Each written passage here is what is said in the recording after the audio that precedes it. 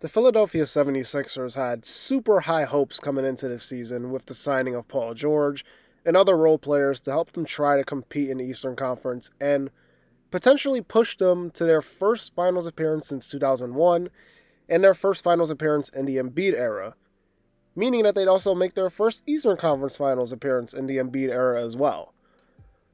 So far, the 76ers are they're a mess. They're off to their worst start since the 2015-16 season when they were still in tank mode. They're 2-11, which would also put them tied for the worst record in the entire league, with the likes of the Washington Wizards. And before we discuss just how bad things are, let's talk about some positives. Or in this case, I guess a positive, because I think there's only one positive. And that would be current Rookie of the Year leader Jared McCain, who is having an amazing season that not a lot of people really expected. He's averaging around 15 points per game on really good shooting splits. And he's just been like a nice bolt of energy that this team has needed in the times that they are in right now. But besides that, this team is just, like I said, it's messy. So let's discuss the negatives of this Sixers team right now because they're in a bad spot. Statistically, they're the worst offensive team in the league, ranking 30th in effective field goal percentage, last in points per game, last in offensive rating. They've had no consistent health, with the trio of Maxey, George, and Embiid seeing no time on the floor together so far, not even in preseason.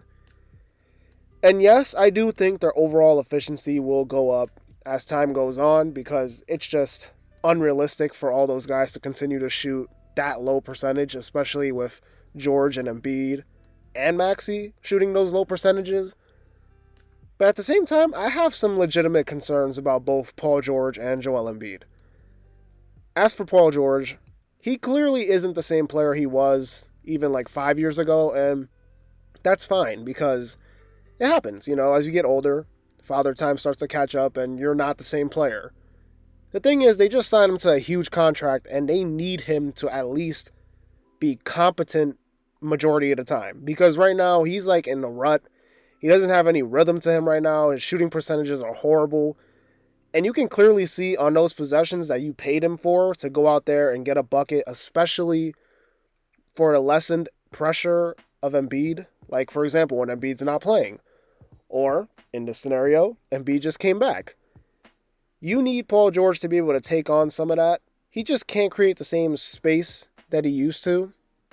He just can't create like that. I don't know. He just can't do things off the dribble the way that he used to be able to do it. And it's fair, it's fine, it happens as you get older, but it's kind of concerning, especially when you're paying a guy that much money.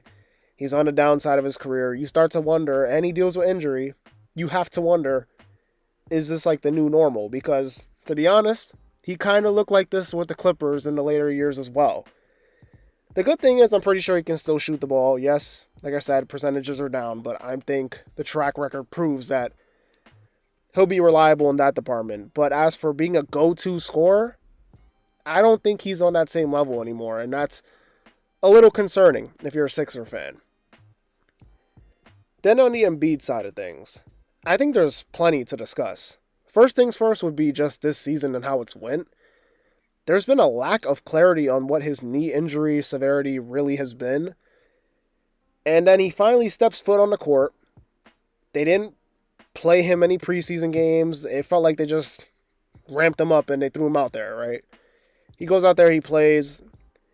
He doesn't play back-to-backs, which I understand at least, being at this point in his injury progression. But in the 3 games he has played, he's been pretty much like a non-factor.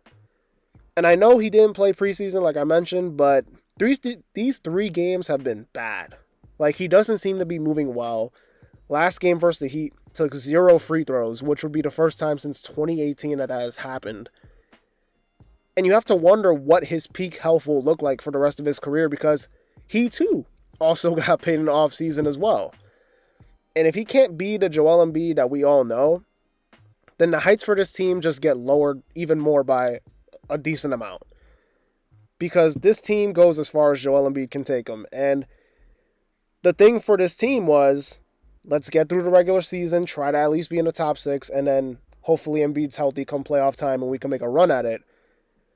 The thing is, this team has just been bad. Like, even outside of the core 3 guys, it's just been bad. Like, the additional moves they made outside of Paul George this offseason, they haven't looked good. And the team just looks like they're in a downward spiral. They've been almost like lifeless at times, with case in point being their game versus Miami.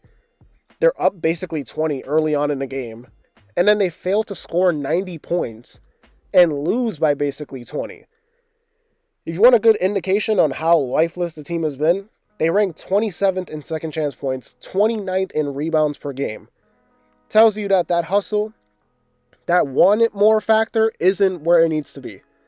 And they had a team meeting following the loss last night, and they have to figure it out soon, because at first I wasn't worried much with them being not off to a great start. I was thinking, it's Embiid, Paul George, Maxey. I'm pretty sure they'll figure it out eventually, and like the health will come together and they'll pull through. But right now they're 2-11, and you can't just expect to roll out of bed and make the playoffs starting 2-11, because it's just not going to be easy.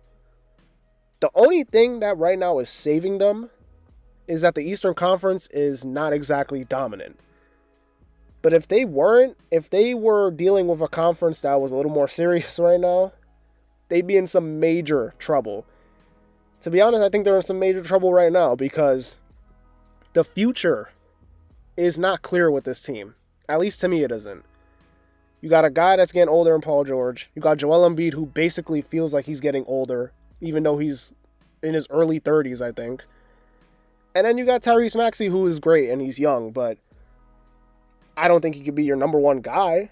So it's like, you gotta hope that they figure things out if you're a Sixer fan, because right now, if they don't get figured out, things are going to get really ugly really fast for the Philadelphia 76ers.